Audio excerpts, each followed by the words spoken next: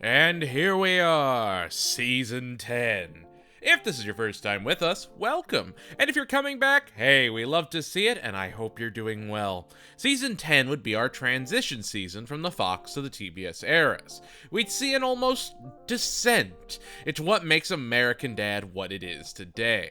And for those that have seen my every Fox era episode reviewed video, make sure to check it out if you haven't. I did review the first 3 episodes of Season 10 there, so just to be forewarned, the first 3 episodes will be exactly the same between these videos. So, without further ado, how have you been? Let's talk about Season 10.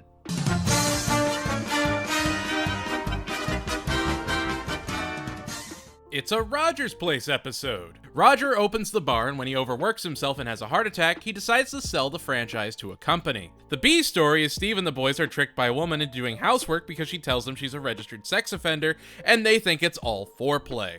The episode is really interesting in how it focuses on Roger and how he slowly burns out on the idea of franchising what was so special to him. It was Roger's Place.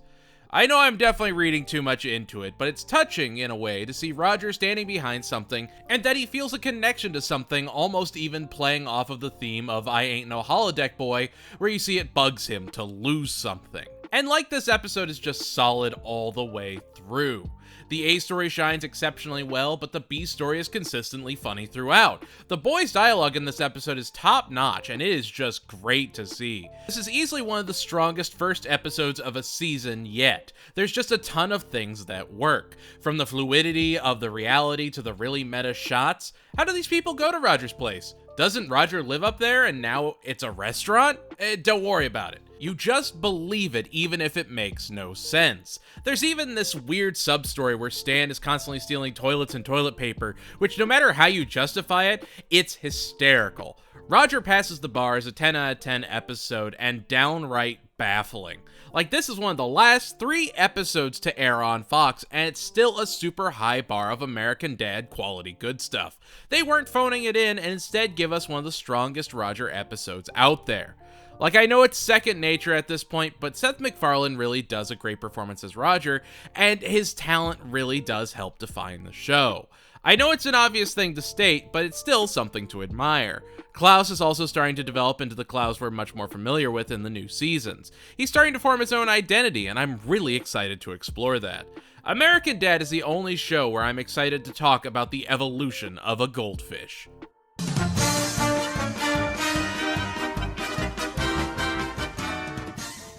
Roger and Stan try and break a recliner so they can get a lazy boy when Greg and Terry announce that they're adopting a boy from Russia and that they're going to make a documentary about the whole thing. The Smiths are invited to a baby shower, and when Roger experiences such a posh lifestyle at Greg and Terry's compared to the one he's enjoyed with the Smiths, it has him pretending to be a boy named Michael and moving into Greg and Terry's, while Stan attempts to be as trashy as possible to embarrass him that much more.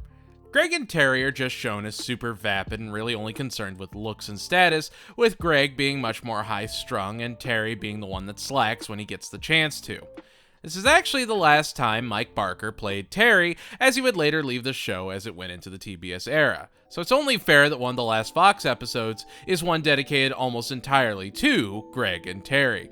Liev Schreiber also guest stars as himself for just a few lines, and it's just great. In a lot of ways, A Boy Named Michael is a perfect send-off to a couple that has been a part of American Dad since the very beginning, while also giving us pizza poppers! You get to see Roger appreciate the freedom of being with the Smiths, to not having his entire life controlled. I mean, all things considered, the Smiths are very accepting of everything Roger has done. They're the perfect family for him, and he's the perfect alien for them. They also have Mike Barker playing quite a few side characters again as a proper send-off to someone that's helped shape the series for so long as not only a voice actor but also writer and producer. You also get probably the only tolerable way of listening to Life is a Highway, as Steve just absolutely belts it out. A Boy Named Michael is another terrific 9 to 10 out of 10 episode that teeters that line of absurdity like only American Dad can. No one knows how to explain what Stan is doing and they're confused, but they're not going to leave him to do it on his own. Anyway, Greg gets super stressed when Roger doesn't fit in skinny jeans, and Terry proposes a trip to their lake house, where we get one of the surrealist moments of the entire show. Roger and Libby watch The Seventh Seal on the DVD player in the back. The Seventh Seal is a movie starring Max von Sydow of only Star Wars fame and nothing else, and the movie's about a man playing chess with personified death. Like, it's literally just an animated scene from the movie. No gag, no extra joke if you don't get the reference, just, oh, they're watching a black and white movie, how artsy, blissfully unaware it's specifically The Seventh Seal, still heralded as one of the best movies ever made. That's what puts American Dad over the top. They're subtle, but that deep-cut media references are so intentional, it's mind-boggling.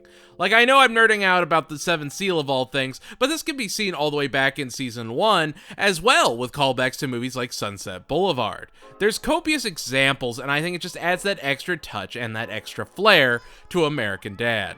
Stan isn't punching Orson Welles and taking his sled or anything, they're just nods, and their subtlety makes them succeed. Eventually, Terry and Roger try to unalive each other, and Roger is ultimately saved by Stan and realizes that the Smiths are his real family. A plot you've seen before, but it's still nice to see Stan usually on Roger's side and counting him as a friend and family member, though he was here to save Terry. These last 3 episodes really seem to follow Roger in all of his relationships. Roger passes the bar, focusing on his relationship with Roger's place and his identity. A boy named Michael, focusing on his relationship with the family, and focusing on his romantic relationships. Honestly, all things considered, I could not imagine the Fox era ending with any other episodes.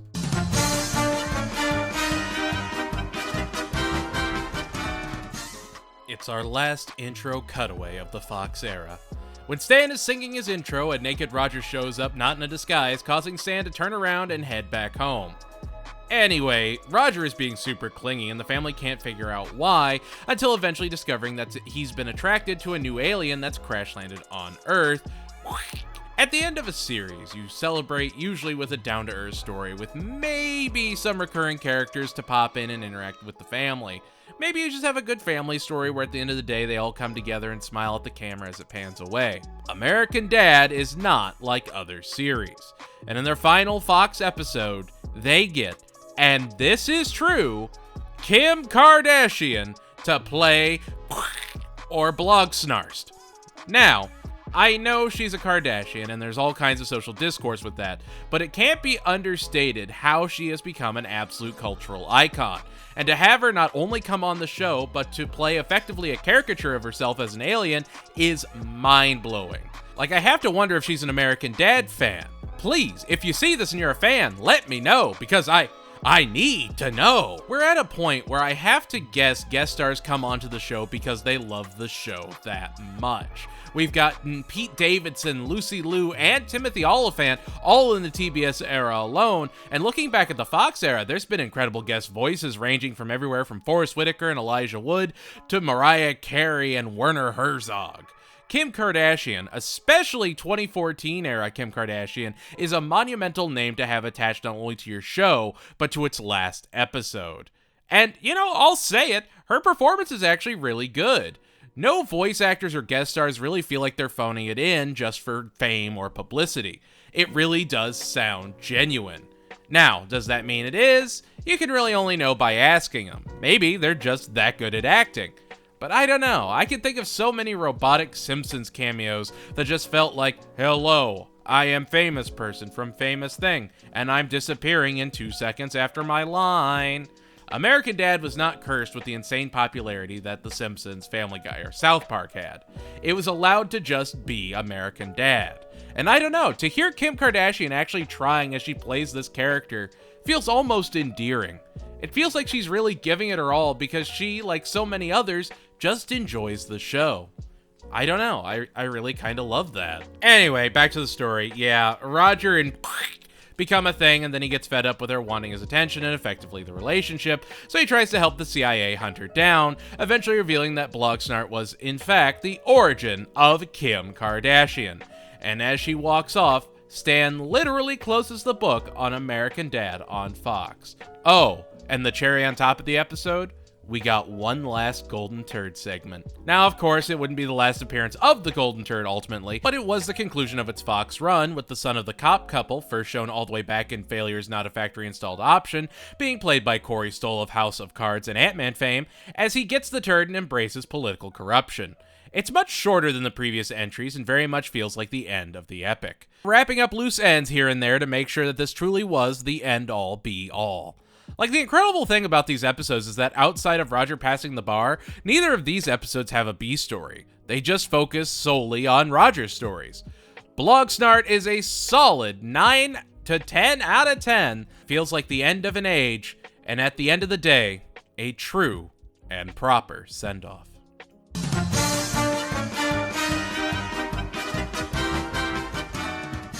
And there we have it. The end of the Fox era.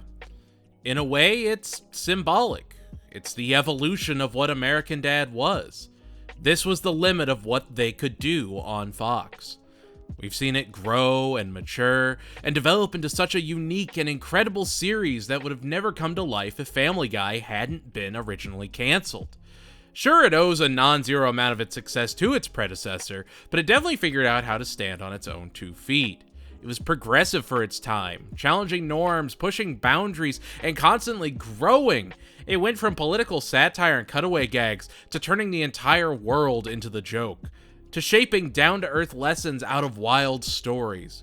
American Dad is one of the few pieces of media that doesn't feel trapped, because the writers never let themselves get written into a corner, which really shows the importance of good writing and how vital writers are to our favorite projects. Hint hint, wink wink, support the WGA, nudge nudge. We've seen Roger evolve as a character, from being just an alien in an attic to being used as a drag icon due to the absolute myriad of characters, personas, costumes they've donned. We've seen Steve and Haley grow, Jeff get more fleshed out, and we all have one of our favorite CIA boys, and most importantly, we've seen Stan. We've seen how he's grown, developed as a character, even been given updated morals just by living them. Francine, honestly, has just been pretty stellar from the get-go. However, her stories have grown in caliber exponentially. It can't be understated how talented the crew is on this show. The voice talent is really unrivaled, and I don't know, it just feels like there's not enough people celebrating these amazing projects. As we turn the corner on the TBS era, we're going to see a much more unique American Dad. An American Dad that takes your attachment to it and runs with it. You're watching because you trust them. And while there are episodes that definitely toy with that trust, I would argue if you're a real American Dad fan, like genuinely from the bottom of your heart, you enjoy, at minimum, 10 episodes of the TBS era. Everyone has their own 10, but I think that's a very fair ground to place it on. The meta-comedy is thick, but from the evolution of Klaus to the introduction of one of the best rolled elements ever made, Bazooka Sharks, there's so many incredible things I'm excited to talk to you about.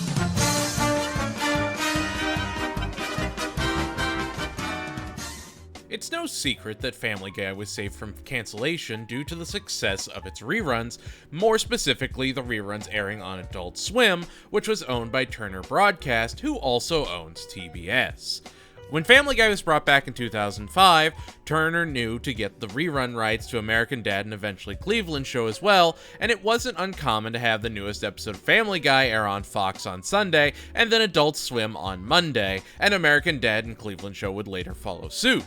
So, when American Dad was canceled at Fox, it just made sense for Turner Broadcast to find a new home for the show to create more reruns to air on their networks. And so it moved to TBS, with new episodes airing later in the week on Adult Swim.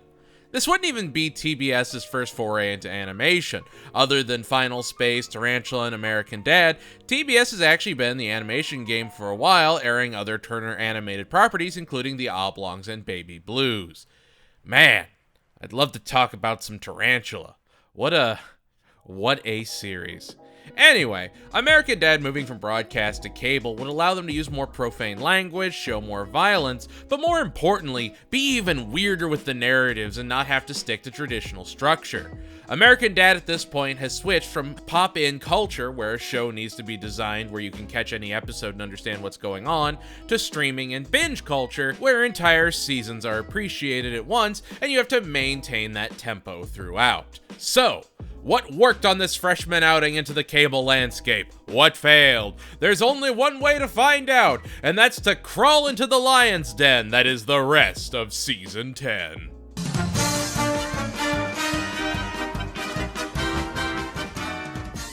Well, this is it. This is the TBS season premiere. Everything has led up to this moment. This is how a whole new audience would be introduced to American Dad for the very first time. Is it a climactic Golden Turd episode? Maybe Stan has to do something huge that involves the whole family coming together to fight off a common cause. Or, it's Haley becoming a blonde to be a better activist. The really neat thing about this episode is that it starts the ongoing trend of cold opens in the show. It's actually a great way of setting up the main plot while also giving people something to latch onto. Anyway, Haley goes blonde to try and raise awareness, and even brings up Garbage Island, which is a callback to News Glance with Genevieve Vance, eventually working with Iron Monkey, who is a not subtle reference to Deadmau5. The B story is Stan finding a bunch of flyers put on the door and gets fed up with it, so when he sees a flyer for a new complex development, he decides to move into it with Steve. Steve is miserable until they find an empty jacuzzi on a deck. And yeah, it's Stan and Steve pretending to live in a construction site while Haley tries to save the whales, only to discover Iron Monkey uses whales to power his yacht. Overall, Blonde Ambition is a really out there episode that still feels familiar. It follows that tried and true formula of a surreal A story and a down-to-earth B story with an insane twist. Haley is on an activist world tour while Stan and Steve have to run from pit bulls in a construction site. Blonde Ambition is an excellent way to start a season off. It shows how things are going to be different in the TBS era while still not scaring away traditional fans. It's just adding a smidge a different. They're dipping your toes into the water to get you comfortable.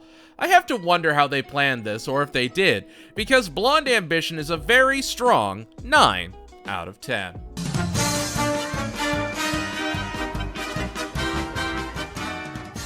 The episode opens in Thailand, where Stan and the boys are on a mission to take out a secret base, only for a drone to blow it up instead and take their thunder. Bullock explains that drones are just easier than using human agents, and Stan and the crew decide to go and show they're relevant by stealing the King's inhaler. The B story is the family having a slow-motion race across the family room. If they stop moving, they lose. If they get there first, they lose. Ultimately, Stan and the crew get captured and kept as POWs, where they get tortured by the Thai general, 8-Bit, who will be a recurring character. I never said that's a good thing, but hey, we get yak puns.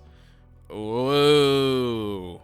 Anyway, yeah, Stan sees that his crew is human and they're going to screw up, so the rest of the episode is spent with the guys working together to try and make it out, all while Roger tries to cheat his way to winning the slow-motion race. It's not that CIA POW is a bad episode, I still think it's fine, but the episode as a whole is just largely forgettable. No joke really stands out, and it feels like a lot of fluff. That being said, we've gotten 2 episodes with very weird balancing acts. CIA POW is maybe a 7 out of 10 that really is just kind of there. Not every episode is going to be groundbreaking, but it was nice to see the CIA squad fleshed out a little bit better. It felt almost like Stan's Night Out Part 2. If it was your first episode of the TBS era, I would understand how you'd be disappointed, but it's still decent enough.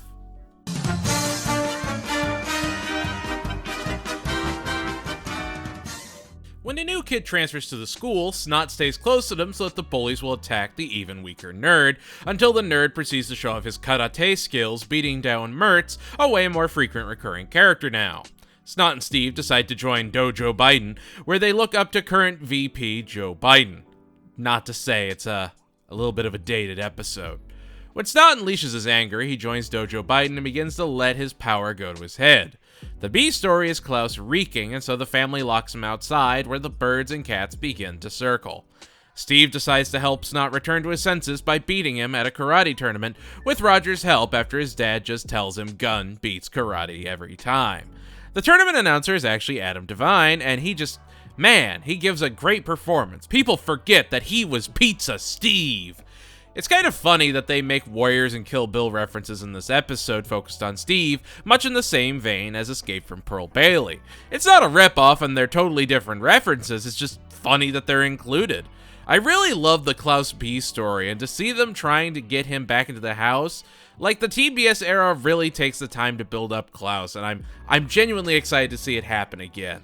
There's a heartfelt message at the end of the episode, and I gotta say, it really is just a solid casual watch. Sense and Senseibility is a sound 8 out of 10.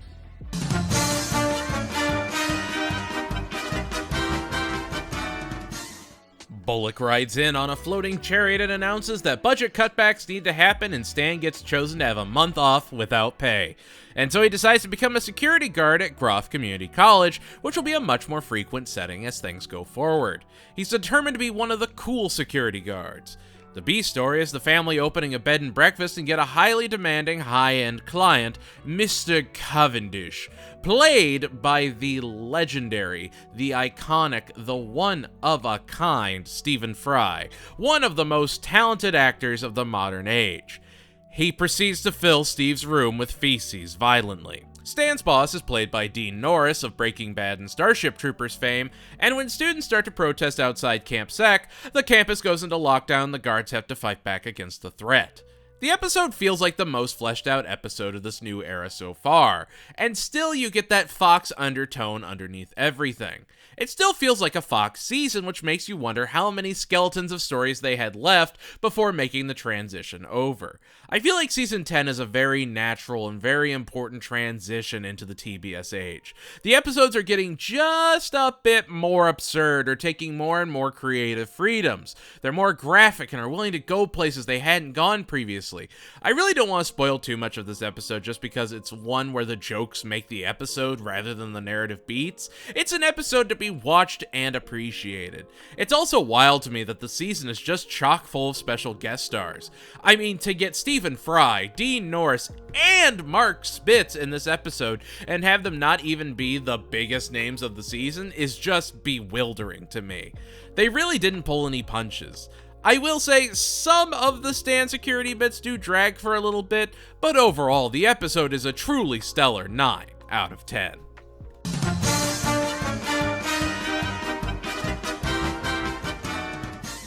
Francine's hot sister Gwen is back!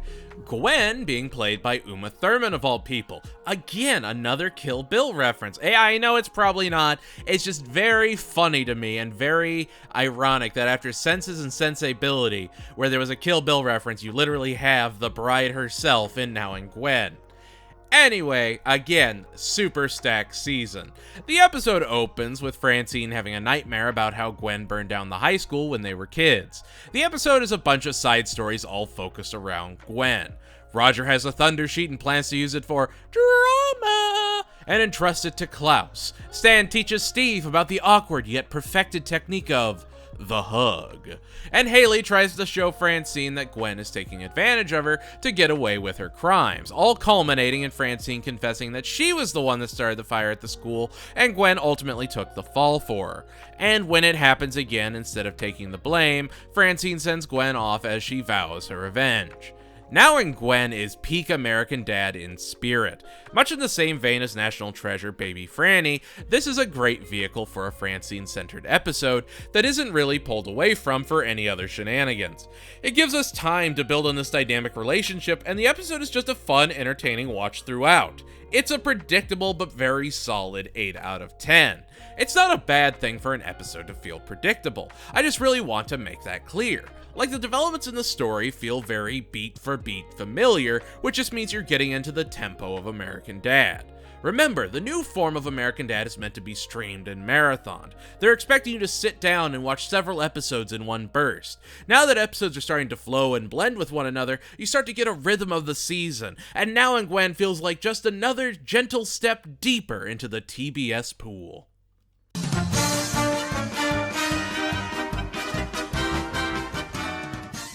It's our first TBS Christmas episode! Stan is jealous of Principal Lewis's wild bachelor lifestyle and makes a wish to trade places as Roger holds onto his buns. And as Christmas miracles go, sure enough, he's thrown into Lewis's life and Lewis takes over Stan's life. The unique twist, though, Stan gets his wish to go back to his real family, and it isn't Steve, Haley, or Francine. He then has to ruin his actual life so that he can go back to his punishment family that he's gotten used to. It's a perfectly fine Christmas episode. I'm not going to sit here and say it's one of the best by any means, but it's perfectly serviceable. It's nice to have Principal Lewis front and center again, and the episode as a whole is very funny. There's just not a lot to it. It's easy to explain because it's just meant to be taken as a fun ride. You've seen it before time after time, so it makes sense to just kind of turn your brain off and enjoy the jokes along the way.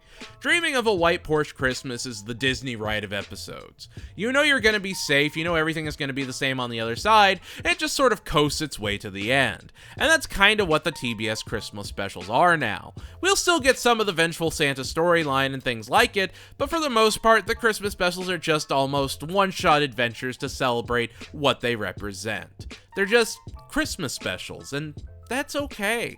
Dreaming of a White Porsche Christmas is a familiar and almost nostalgic 8 out of 10.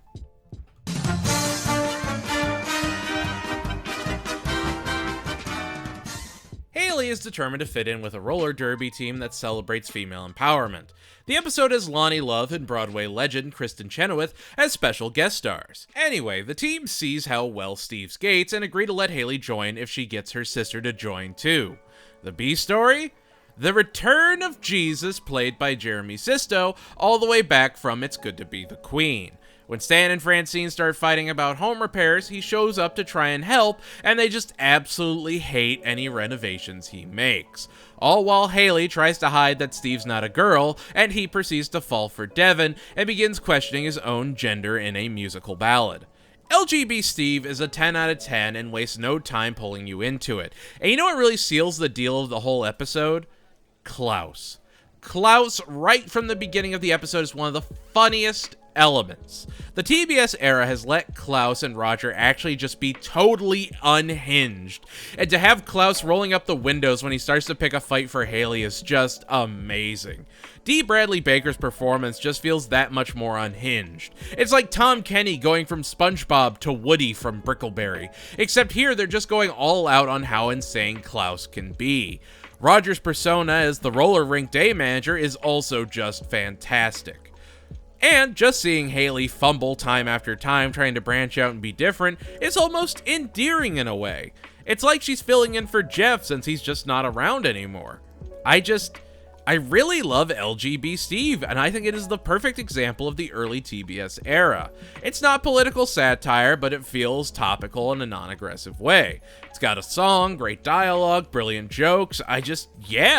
LGB Steve is the episode where I think I realized that everything was going to be okay with the move to TBS. The best part? It's not even my favorite episode of the season.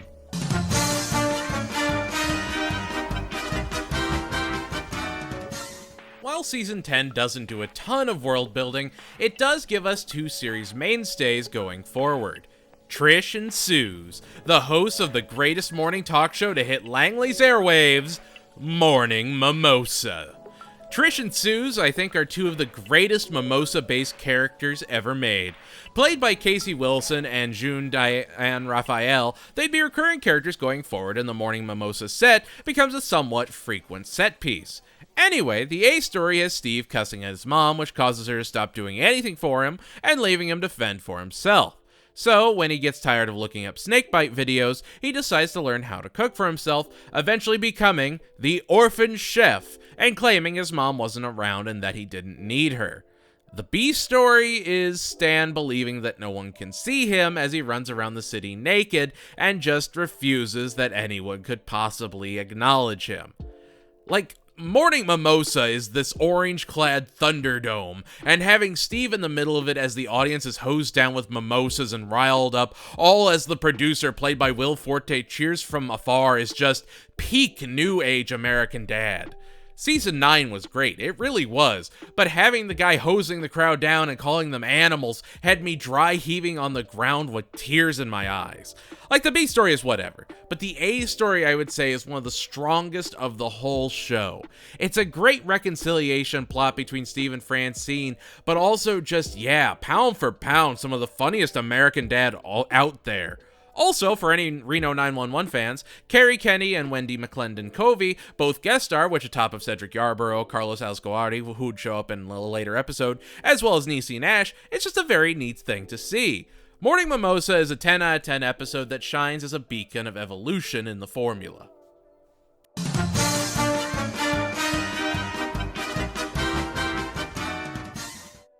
Have you noticed something yet? We're 12 episodes into this season, and this is our third Haley episode of the TBS era, and it's still not a Stan and Haley episode.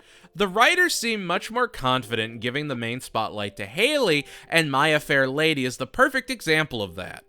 Haley feels like she's hit rock bottom and begins to try and get her life turned around with the help of her life coach, played by Roger. He gets her a job, and as she starts to excel, encourages her to have an affair with a married man. Pete Holmes makes a return to the show as Andrew, who everyone hates. So that's nice. And the B story? Oh boy. Stan drives Steve and Francine to the mother-son dance and then proceeds to sleep with Francine and steal her away from the party. It's really kind of funny because, like, yeah, he's her husband, they love each other. Like, yes, it's a horrible thing to do to Steve and is reminiscent of I Am the Walrus. But the way they play it out is just great. I don't know.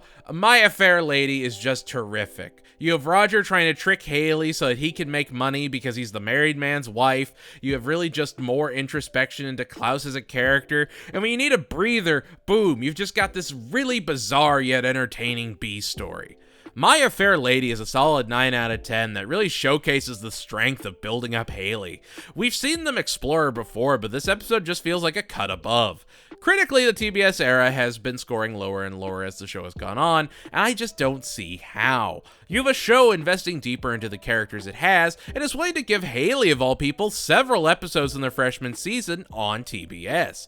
Obviously, biased reviewer, but even then, there's still so much heart and charm, it blows my mind that these weren't better received.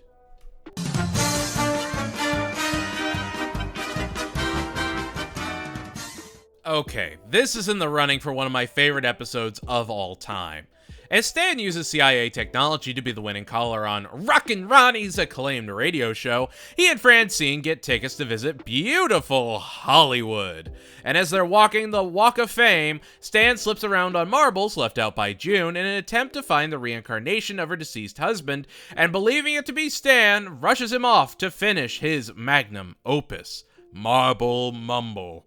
June is played by Kate Mulgrew. That's right, Captain Janeway is in this. Oh, and did you think she was the only huge name attached to the episode? Think again, true believers. Not only do we have one of the last appearances of Mickey Rooney, who one of his last lines ever recorded was, "We'll use the computers," but we also literally have Mr. Marvel himself, Stan Lee. Imagine that your last words are, "We'll use the computers."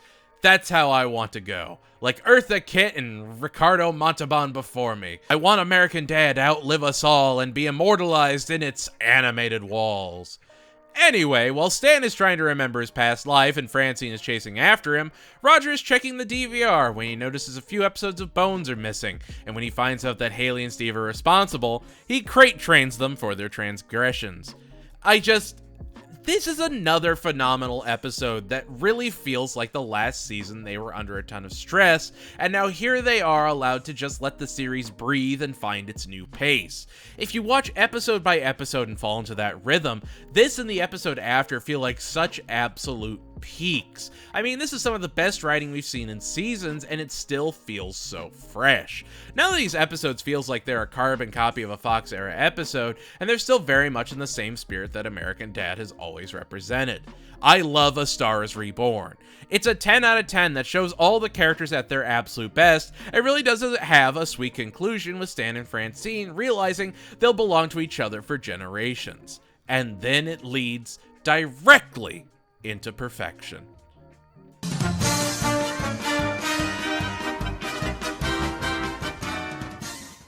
10 out of 10. I really don't want to say any more than that.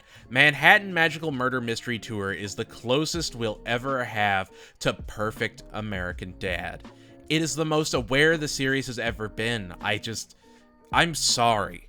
I love this show, and I have followed it for years, and this episode alongside Office Spaceman are the two I revisit the most. This is perfect television. When Francine is nominated for the Best Lonely Housewife Crime Novella Softcore Award at a writing convention, the family head to the Big Apple to celebrate with her. There, F.R. Francine runs into her literary rival, Dio Rothi, played by the Academy Award-winning super actress, Kathy Bates. This episode is just the gang exploring New York. Stan and Haley go to look for a tour of the city and end up getting roped into an evening with Robert Wool, with Robert Wool playing himself. Steve and Roger run to James Patterson, played by Bruce Altman, and decide to sell him on their crime-fighting duo, Wheels and the Leg Man. However, when they don't have a case to solve to show him, he disappears. And then Francine goes missing. Gasp! And so Wheels and the Leg Man are on their most treacherous case yet, where they must find Francine by having the best New York day. Roger kidnapped her, Patterson kidnapped her from Roger, and Robert Wool would become a recurring character on the show. I know I probably sound insane talking about this flow, but it's just so important to remember that you're supposed to binge these episodes. They're meant to grip your attention and carry you through.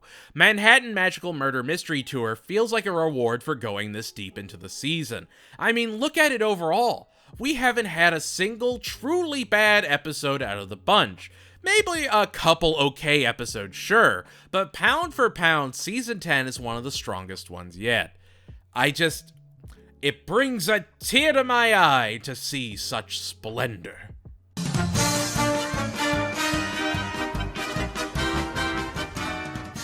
And then we follow it up with The Shrink? My eyes, they burn from irritation. I've been crying too much. There's been too much peak. And The Shrink? Even more peak. The episode opens with the CIA boys taking the train for lunch, and when Stan decides to take a cab back, he offers the cab he was about to get to a couple who get crushed to death under a sign right in front of him. This causes Stan to spiral and go see a shrink, played by Ted Danson, who explains chaos theory to him. Stan then steals a shrink gun and runs away to a miniature city where he can have total control and isn't afraid of the chaos of life anymore. The B story is Roger and Klaus getting embarrassed at a party and having to learn more about wine to impress those partygoers. The family gets shrunken down and joins Stan in the miniature city and actually starts to sell them on the whole idea until Roger breaks a wine bottle and attracts ants that begin to climb up and attack the town. The family are saved by Ted Danson's shrink, who's killed by the ants but won't be dead for long. And Stan embraces that it's okay for there to be chaos because he has his family.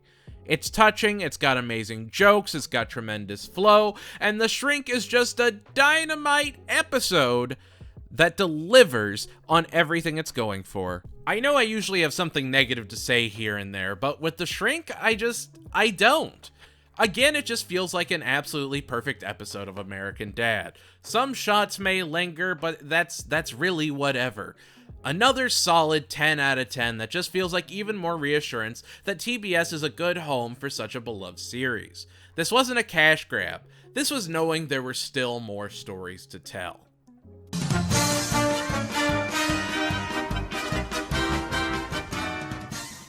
Do you think T-Pain likes American Dad? Like, we know he likes Adult Swim shows. We know he did, like, Freaknik and everything. But do you think T-Pain enjoys American Dad? T-Pain, if you're watching this, let me know. I would love to know if you enjoy American Dad. Anyway, Jeff's back. When a meteor streaks across the sky, it lands in Langley Falls from beyond the stars.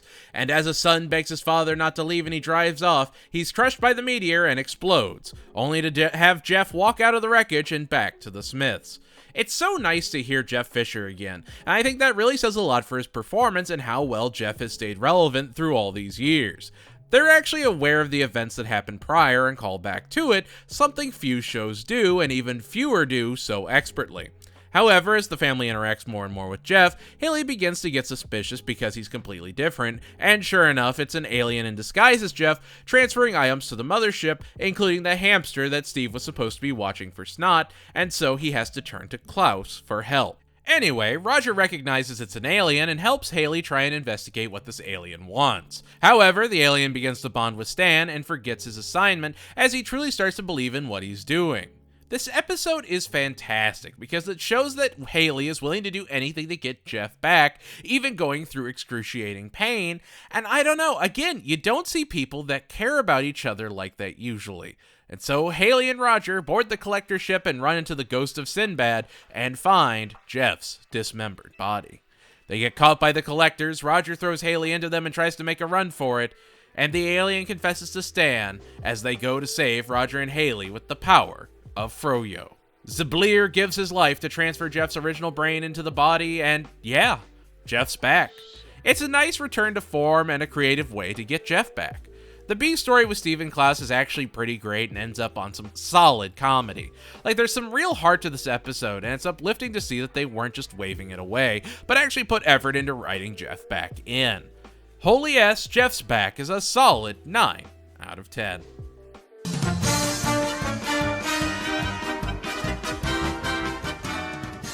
Ah yes, the quote-unquote worst episode of American Dad.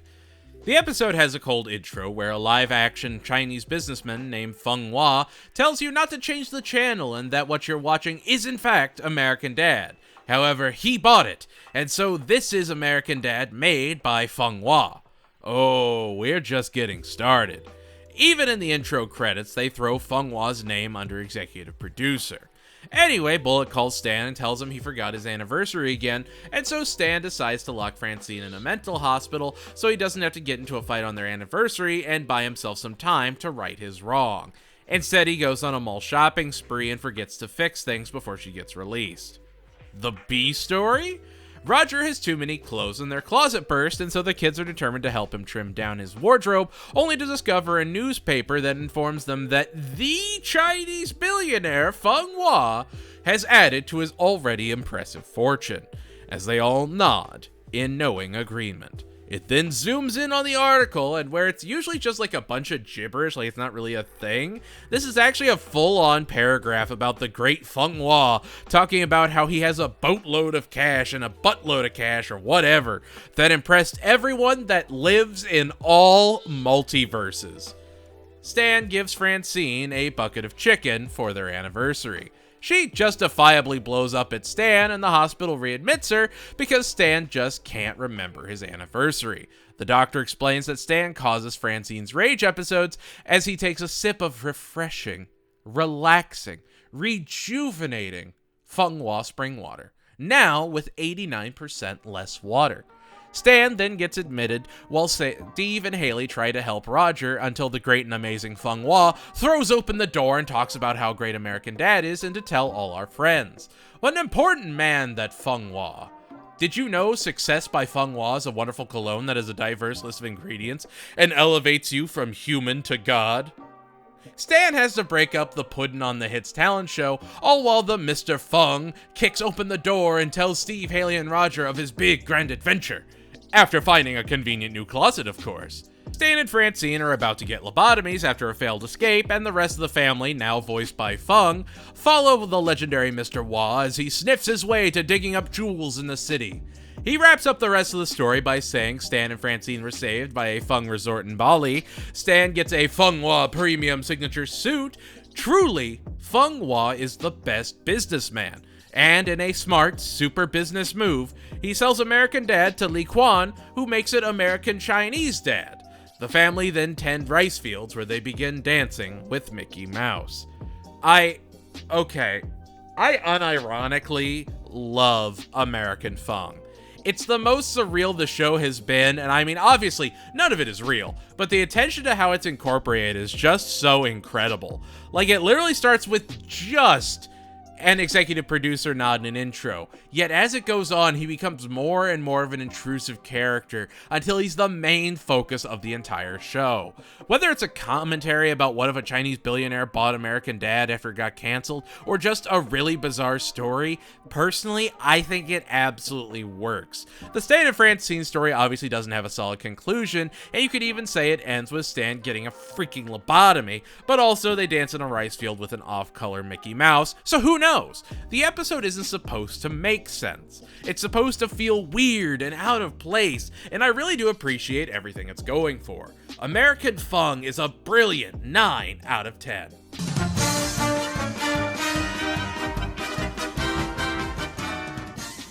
This might be the worst episode of the season. Stan is making a soda float in his mouth while Haley texts while driving, and Stan starts mocking the kids that aren't paying attention and bans texting in the family. He makes a lot of solid cases for when to not text, though, which is commendable, I guess. Steve visits Roger's place for advice to help him deal with his yips and do better at tests, all through the art of diving. Anyway, Stan gets addicted to texting and starts doing it constantly to the point he's texting and driving and gets into an accident and tries to cover it up by saying he had a seizure and has to stick with it, and it's just rubberneckers without the charm. Like, I know I said that there wasn't carbon copy episodes, but this one actually breaks it. There's an exception to every rule, and it's really just, yeah, it's rubberneckers. It's rubberneckers without the musical bits. Like, the B story is okay and is a good Steve and Roger story, but it doesn't bring the episode as a whole up. I know this is a brisk review compared to the other ones, but it's literally just Stan framing Jeff and trying to keep finding workarounds so he doesn't have to admit he was wrong. There's just nothing here, and it's so disappointing considering this is the first major season finale of the TBS era. Seizure suits Stanny is a miserable, just missable 6 out of 10. Even then, like, it's not horrendous, it just doesn't land. I think that it is a non-zero reason the end of the season isn't held in a ton of high regard. American Fung is a super divisive episode, and then to follow it with Seizure Suit, it can feel like it just got dragged down with it.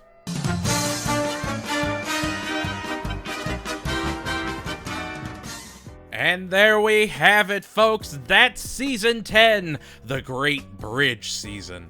Was I wrong on any episodes? Right on any? Let me know in the comments down below. Overall, Season 10 still feels like a Fox-era season, and is a perfect way to wade into the TBS episodes that are going to be intentionally more out there. I don't think there was ever a lull in quality, and outside of Seizure Suit, there were plenty of very strong episodes to the season. It's good to see they didn't fall into any of the traps of revitalizing a show. Sure, they brought Jeff back, but it didn't impact the spirit of what was going on. If anything, it was a way of adding back in an ingredient into a constantly brewing century soup, with just a splash of Trish and Sue's and all that Mimosa goodness. Season 10 is the last get-off point before the show slips down the absurdist rabbit hole, and could very much be treated as a proper send-off to the show, if it needed it. But next season, we get some of the biggest additions to the show yet. We're just getting started. Like, to put this in context, we've covered 191 episodes of American Dad. It just recently, at the time of recording this, celebrated its 350th episode. So we still have a very solid chunk to explore. So go find someone named Devin before we talk about Season 11. Thank you all so much for watching. Make sure to like, comment, subscribe, and tell your friends if you like the content. We also have a Twitter, Twitch, Patreon, and Discord. Stay strong, I believe in you, and we'll see you next time.